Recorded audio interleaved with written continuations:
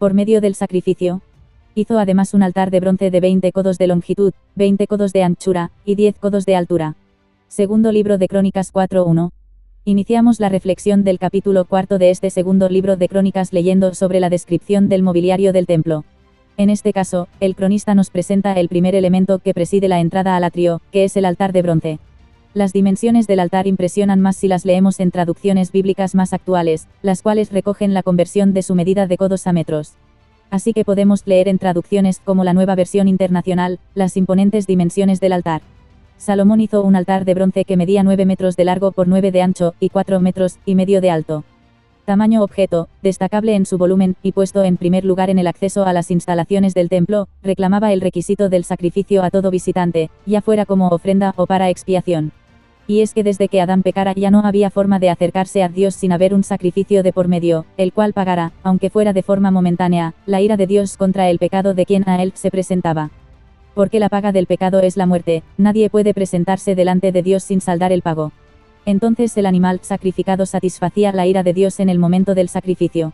Durante el antiguo pacto existían varios tipos de sacrificios, desde el holocausto hasta las ofrendas de paz, por el pecado o expiatorias. Cada vez que se acudía al templo era imprescindible ofrecer un sacrificio. Cuando se trataba de una ofrenda por algún pecado concreto, este sacrificio solo convalidaba el perdón en el momento y para ese pecado en cuestión.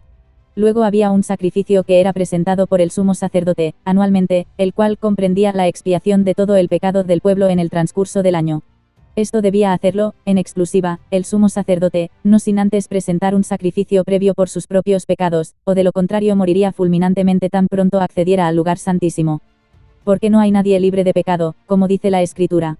Ciertamente no hay hombre justo en la tierra, que haga el bien y nunca peque. Eclesiastés 7:20.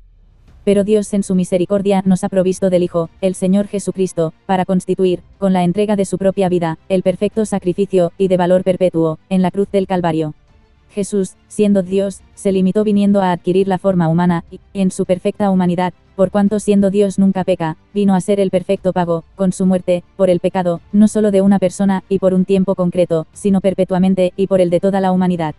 Este hombre perfecto y eterno, por su divinidad, satisfizo el pago sufriendo en su propia carne y derramando hasta la última gota de su sangre, toda la ira de Dios contra el pecado, dejando que todo su peso recayera sobre la cabeza de su Hijo. Al que no conoció pecado, por nosotros lo hizo pecado, para que nosotros fuésemos hechos justicia de Dios en él. Segunda a los Corintios 5:21.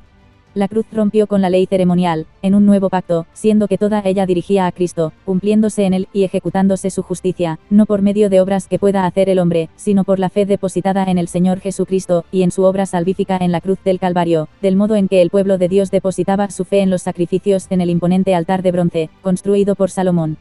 Y así es como lo recordaba Pablo a los Efesios, en una carta instructiva a modo de discipulado, en preparación de la práctica de la fe cristiana e individual, y como iglesia, en su diario vivir. Porque por gracia sois salvos por medio de la fe, y esto no de vosotros, pues es don de Dios, no por obras, para que nadie se gloríe. Efesios 2:8 y 9.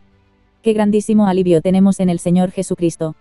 Que mereciendo la muerte por nuestro pecado, Él nos justifica poniendo su vida por nosotros, para ser hechos aceptos delante de Dios por medio de la fe. Así que es por medio del sacrificio de Jesús que recibimos la redención, siendo pasados de muerte a vida, y adoptados como hijos de Dios, en Cristo Jesús. Jesús es el único medio por el que acercarnos a Dios y no hay otro modo de hacerlo. Él mismo lo dejó bien claro delante de los suyos, diciendo. Jesús le dijo, yo soy el camino, y la verdad, y la vida, nadie viene al Padre, sino por mí. Juan 14:6. Y así lo transmitía Juan el Bautista a sus discípulos, que en cierto modo se quejaban, porque estando Jesús, las personas dejaban de escuchar a Juan y se iban a él para ser bautizados. El que cree en el Hijo tiene vida eterna, pero el que rehúsa creer en el Hijo no verá la vida, sino que la ira de Dios está sobre él. Juan 3:36.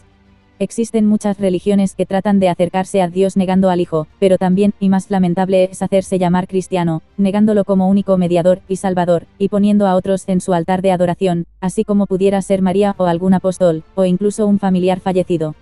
Pero al cristiano no lo hace su nombre, sino la presencia de Cristo en su vida, y el Espíritu Santo morando en él, llevándole a un cada vez más marcado carácter de Cristo. Hoy es día de celebrar nuestra vida en Cristo, y la plenitud de las riquezas eternas que tenemos en él.